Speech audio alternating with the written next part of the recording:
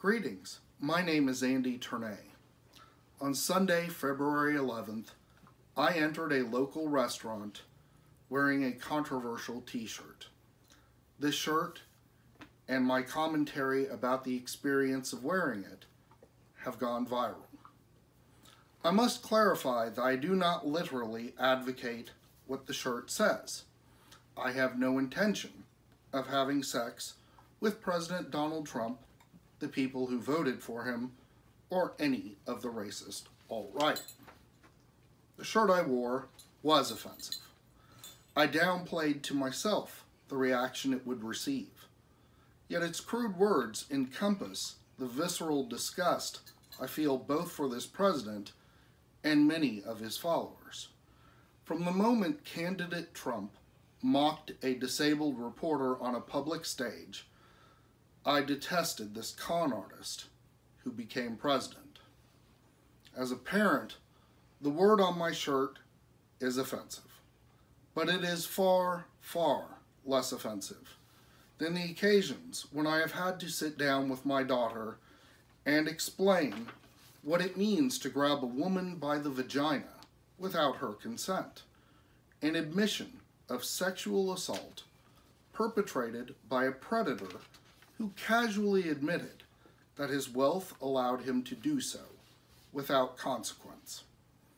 I can go on, listing the spousal assault alleged to have occurred to Ivana Trump, the deeply uncomfortable statements the president has made about his own daughter, his tendency to enter the dressing rooms of his beauty pageants, even on occasion when the occupants were below any age to consent to any sexual activity.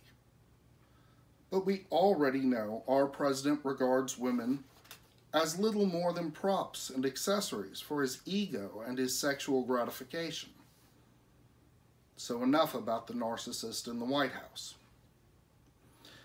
Since my post and photos of myself in the infamous t-shirt have risen in profile, several things have happened.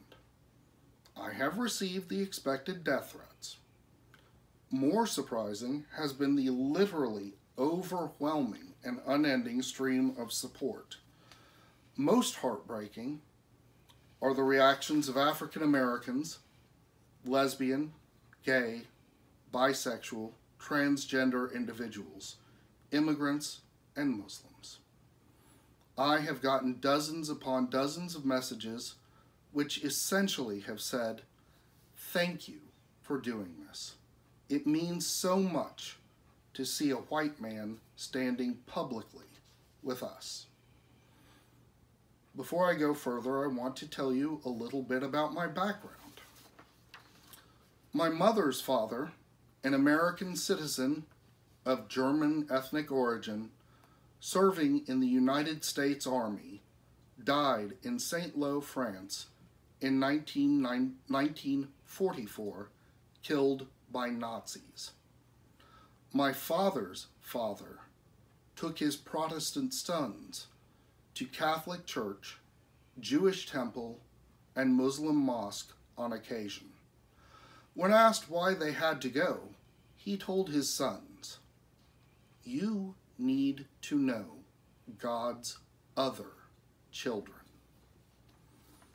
I myself am a mentally ill American. Since I attempted to commit suicide at the age of 13, I have suffered periodic, crushing depression. I have been in psychiatric and psychological care for this dysfunction of brain chemistry since the early 1980s.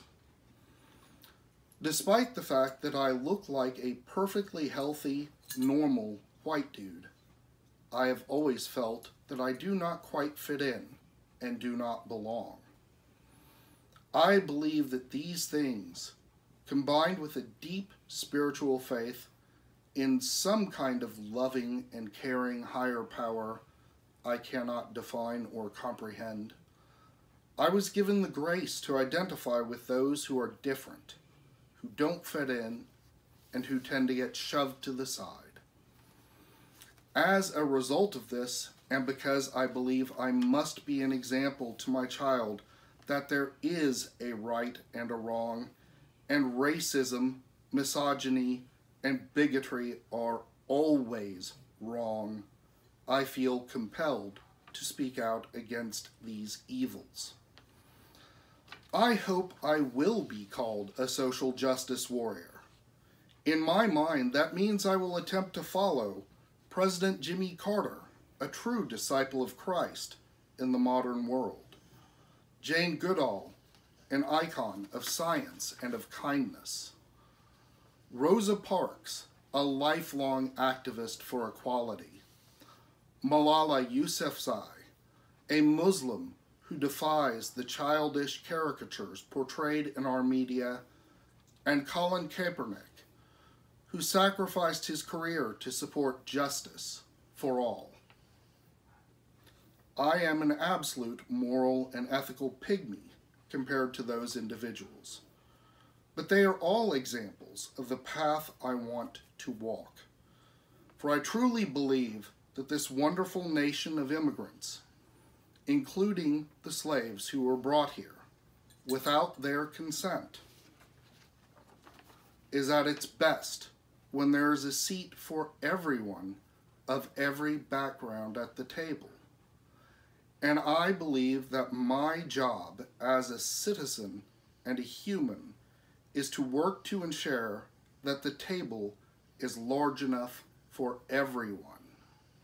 Thank you.